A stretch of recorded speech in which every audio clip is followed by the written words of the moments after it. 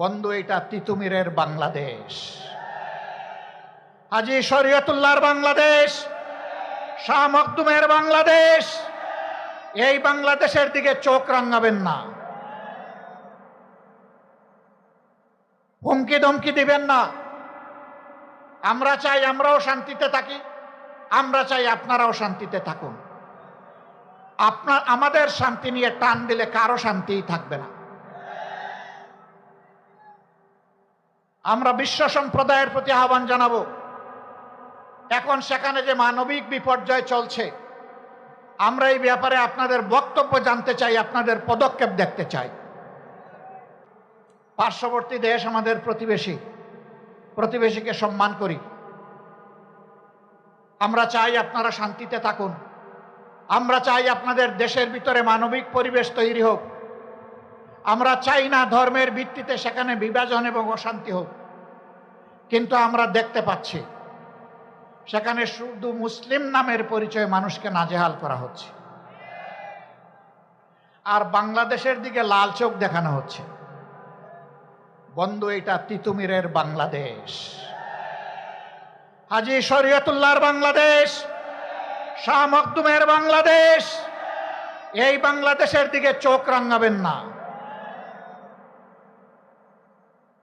হুমকি ধমকি দিবেন না। আমরা চাই আমরাও শান্তিতে থাকি, আমরা চাই আপনারাও শান্তিতে থাকুন। আমাদের শান্তি নিয়ে টান দিলে কারো শান্তিই থাকবে না।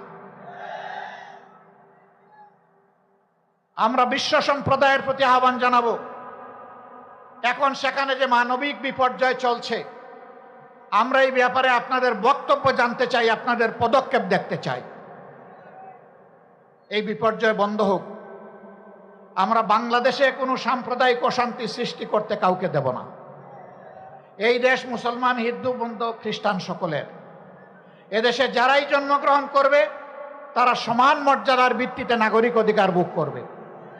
এটাই বাংলাদেশের ঐতিহ্য। আমরা যে কোনো মূল্যে এই ঐতিহ্য রক্ষা করব ইনশাআল্লাহ। আমাদের ঐতিহ্যের দিকে কেউ যেন কালো হাত এবং নখর না বাড়ায়। যদি বাড়ায় তাহলে 20 কোটি মানুষের 40 কোটি হাত তা রুখে দেবে ইনশাআল্লাহ। সম্মানিত ভাইয়েরা, এখন দেশের অতীতের যে সমস্ত ক্ষতি হয়েছে, অর্থনীতি বিধ্বস্ত হয়েছে, কর্পোরেশন লুটপাট করে শেষ করে দেওয়া হয়েছে। আমাদের যুবকরা বেকার, দিন দিন বেকারের মিছিল বেড়ে যাচ্ছে। এগুলার সমাধান কিভাবে হবে তাই নিয়ে চর্চা হবে সংসদে। আশ্চর্যের ব্যাপার, এখন চর্চা হয় 55 বছর আগে কে কি ছিল না ছিল বাহাদুরি দেখানো।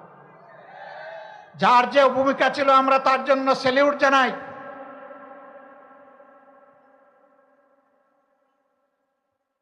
আমরা যার যে ভূমিকা আছে তার জন্য অবশ্যই স্যালিউট জানাই।